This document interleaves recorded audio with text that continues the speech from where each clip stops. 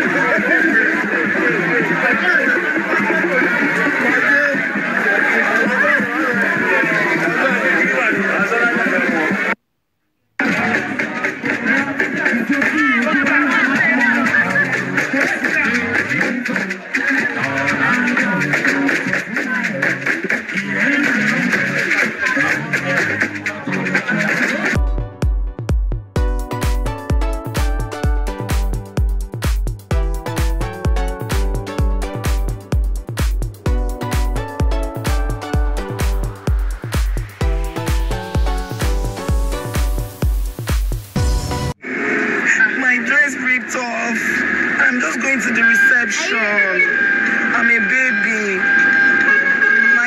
My zip ripped off. All the same. Much here, of course, the Afolabi family. See my Afolabi family well represented. Yeah. Life in election.